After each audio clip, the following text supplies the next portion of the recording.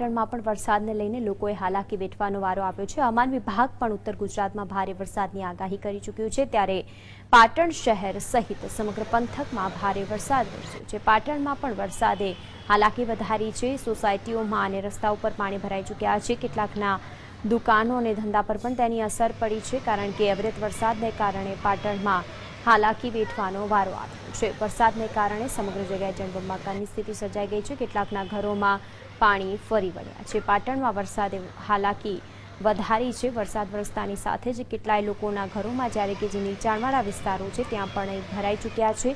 પાટણમાં પણ અવિરત વરસાદ વરસી રહ્યો છે, જ્યારે કે સમગ્ર પંથકમાં વરસાદ વરસતાની સાથે જ કેટલાક લોકોના ઘરમાં પાણી ફરી વળતા તેઓનો તંત્ર સામે રોષ સામે આવ્યો છે। વધુ વાતચીત માટે સંવાદદાતા અલ્કેશ જોડાયા છે।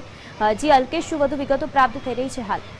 જે માનસી મોડી રાતથી વરસાદ પાટણમાં શરૂ થયો હતો, જે ધીરે ધીરે જેમ જેમ કલાક વધતા ગયા એમ લગભગ 9-10 વાગ્યા સુધીમાં તો વરસાદ માજા મૂકી હતી અને લગભગ 1 કલાકની અંદર 1 ઇંચ ઉપરાંત વરસાદ મૂકી જતા સમગ્ર શહેર પાટણના સમગ્ર શહેરના રસ્તા ઉપર પાણીથી તરબોળ થઈ ગયા હતા। અને જે એક બીએમ હાઈસ્કૂલનો વિસ્તાર કે ત્યાં એ વિસ્તાર નીચાણવાળા વિસ્તારમાં પાણી ભરાતા આજુબાજુ સોસાયટીના રહીશો મુશ્કેલ મુકાયા હતા। જી અલ્કેશ, હાલની સ્થિતિ શું છે ત્યાં? જી હમણાં છેલ્લા લગભગ અડધો કલાકથી વરસાદ બિલકુલ રોકાઈ ગયો છે। એને હિસાબે હવે લોકો બહાર નીકળવા આવ્યા છે અને પાણી પણ ધીરે ધીરે ઓસરવા આવ્યા છે।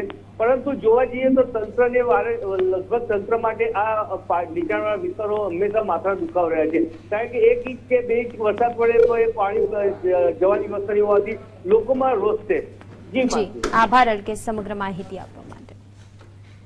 તો પાટણમાં પણ વરસાદે વધારે હાલાકી વધારી છે, કારણ કે રસ્તા ઉપર પાણી ભરતા કેટલાક લોકોને આવન જવનમાં પણ મુશ્કેલીનો સામનો કરવો પડી રહ્યો છે।